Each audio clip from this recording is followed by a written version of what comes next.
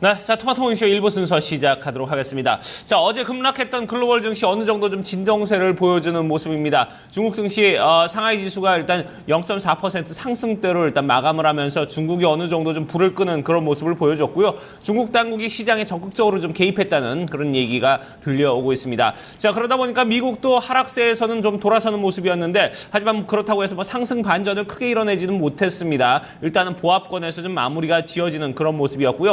혼조 양상을 좀 보여주는 모습을 보여줬습니다. 아무래도 뭐 여기에 대해서 좀 상승세로 좀 돌아설 만한 여지는 있었습니다만 중동이 여전히 좀 미지수로 남아있는 상황이고요. 또 사우디아라비아의 어떤 유가 공급에 대해서 여러 가지 좀 얘기들이 나오면서 이런 부분이 전체적으로 증시의 상승에는 좀 저지를 하는 그런 모습을 보여줬습니다. 자, 그러면 3대 지수 전체적으로 나스닥은 좀 떨어졌고요. 나머지 지수들은 조금씩 이제 올라가는 모습을 보여줬는데 저희가 미국 현지 연결해서 자세한 내용 좀 알아보도록 하겠습니다.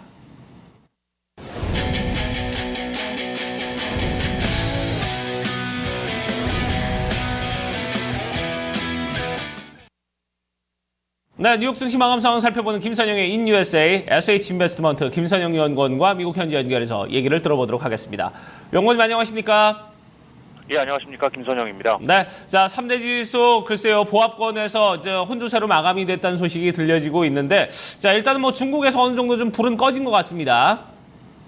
예, 그렇습니다. 오늘 뉴욕 증시 강보합권에서 지수별로 혼조 양상을 보였습니다. 중국 당국이 증시 안정을 위해서 적극적인 시장 개입에 나서고 오는 8일로 예정돼 있는 대주주의 지분 매각 금지 조치 해제 시기를 연장하는 것을 검토하고 있다는 소식으로 중국 증시가 급락세를 멈추고 일단 안정을 찾았다는 뉴스로 뉴욕 증시 역시 개장 초 어제 1.6%의 급락세에서 벗어나 상승 개장했습니다.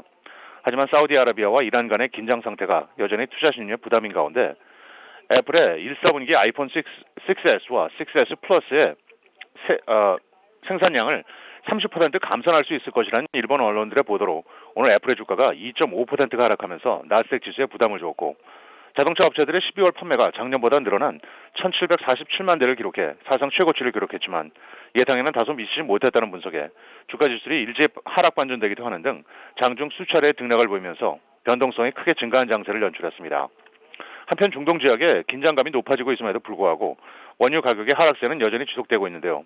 오늘 WTI 가격은 어제보다 2.3%가 크게 내려 배럴당 35달러 90센트를 기록하면서 오늘 증시의 부담으로 반영됐습니다. 업종별로는 제약과 바이오 등 헬스케어를 비롯해 소매, 카지노, 운송, 주택건설, 통신업종 등이 상승했던 반면 에너지를 비롯해 항공사, 금융, 자동차, 반도체 그리고 금광업종 등을 하락했고, 마지막으로 10년 만기 국채금리는 어제보다 소폭 상승한 2.248%의 거래를 마쳤습니다. 네, 자, 이렇게 증시 마감 상황 살펴봤고 저희가 증시 이슈와 특징 종목들도 좀 체크를 해보도록 하겠습니다. 자, 시티그룹에서 미국 증시에 전반적으로 좀 투자 의견 비중 축소로 낮췄다고요? 예, 그렇습니다. 증권사 시티그룹이 미국 주식에 대한 투자 의견을 비중 축소, 즉 언더웨이트로 낮췄다는 소식입니다. 시티그룹은 S&P 500 지수가 올 상반기 중에는 2,300선까지 반등할 수 있지만 하반기 들어서는 미국의 대통령 선거 관련 불확실성과 금리 인상에 따른 기업 순이익 감소 가능성이 높아지면서 2,200선으로 다시 후퇴할 것이라고 예상을 하고 있는데요. 금융기관들이 중소기업에 대한 대출을 늘릴 것으로 예상돼 올 한해 경제 전망은 긍정적인 흐름을 보일 것이라고 예상을 하고 있습니다. 시티그룹은 또한 S&P 500 기업의 주당 순이익 EPS가 작년보다 평균 7.1% 증가할 것이라면서 특히 가치주와 대형주를 선호한다고 덧붙이며 영국을 제외한 유럽 국가들과 일본 주식도 매력적이라고 지적했습니다. 오늘 특징 종목들입니다. 미 법무부가 배기가스 조작과 관련해 최대 900억 달러 규모의 민사소송을 제기했다는 보도로 오늘 폭스바겐의 주가는 5.7%의 하락세를 보였습니다. 증권사 골드만삭스가 투자 의견을 중립에서 매수로 높이고 목표 주가를 기존의 60에서 100달러로 대폭 상향 조정한 데 따라 미국 최대 태양광 패널 업체 퍼스트 솔라는 7.8%의 급등세를 보였고, 비디오 게임 업체 액티비전 블리저드는 경쟁사인 메이저리그 게이밍을 4,600만 달러에 인수한다는 소식에 1.3%의 약세를 보였습니다.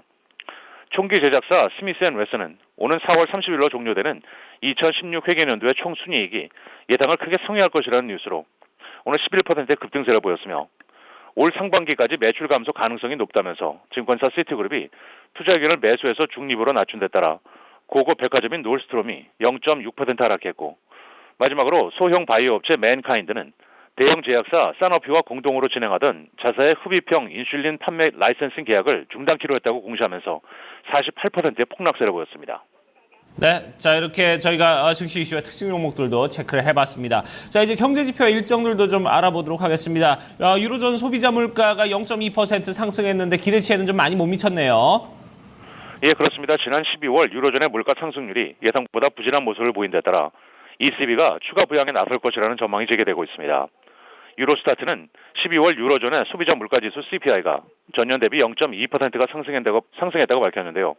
이것은 전달과 같은 수준으로 예상치였던 0.3%를 밑돈 것입니다. 이로써 유로존의 물가는 지난해 10월부터 상승세로 돌아서긴 했지만 여전히 제로에 머물면서 ECB의 물가 목표치인 2%에 크게 못 미치는 상황입니다.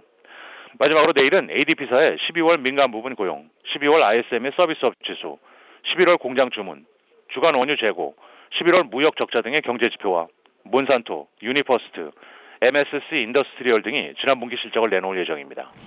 네, 알겠습니다. 오늘도 좋은 말씀 고맙습니다. 예, 고맙습니다. 네.